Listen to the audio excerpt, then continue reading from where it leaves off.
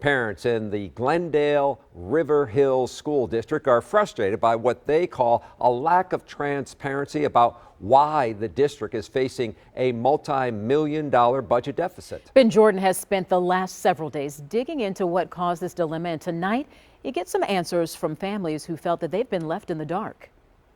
Okay, buddy. All right, let's get you some. Do you want a paintbrush?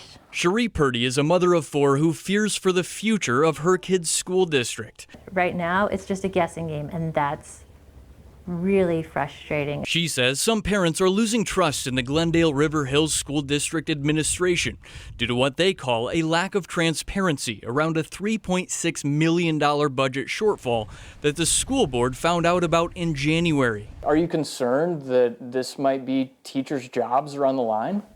Yeah, I mean, with that big of a deficit, it would be, I think, naive for us to think that there aren't going to need to be cuts somewhere.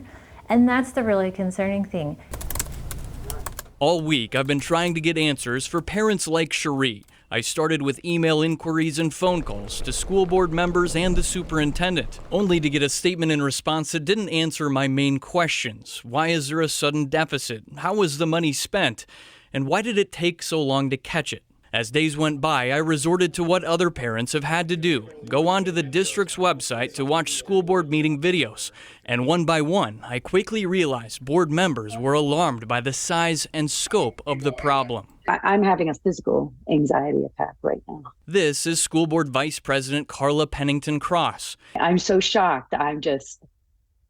I'm not going to sleep tonight. In early January, she said she was anxious and scared for what this would ultimately mean for students after learning the accounting error started in 2022 and extended into this school year. This is just such a failure in our accounting of what's happening in our district. A financial consultant mentioned the district gave staff significant pay raises without factoring in the extra cost of benefits, and it created a domino effect. I'd like to see us have transparency. I'd like to see us have a clean communication plan. It remains unclear if that is the only issue or just part of the problem. In the meantime, the business manager and superintendent submitted their resignations, and the district hired a financial firm to discuss options for funding, including a $4 million loan or possibly going to a referendum in the fall. Either way, the board suggested cuts next year could be inevitable. Things are going to have to change. There's going to maybe be cuts to programming, staffing. After several school administrators rejected interview requests, I showed up today at the district office.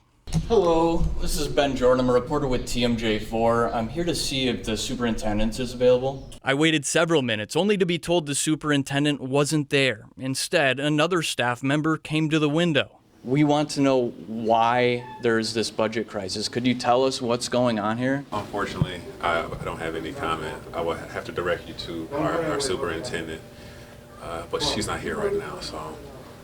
We've been trying to get the superintendent to talk to us for several days now, but she directed us to a statement that doesn't answer why. Parents want to know if teachers' jobs are on the line here. Could you answer that for us? Unfortunately, you'll have to reach out to the superintendent again. I had no comment. About an hour after we left, the district sent families an email update on the budget deficit. It blamed significant errors in accounting and budgeting made by staff that are no longer with the district. It didn't say how those millions of dollars were spent. The district reassured parents schools will not be closed, but left the door open to staff reductions next school year, with the goal of keeping those cuts away from classrooms. Reporting in Glendale, Ben Jordan, TMJ4 News. We shortly learned that the school board is having a special closed-door meeting as we speak. We do have a reporter there trying to get answers, and we'll share that information with you once we get it tonight.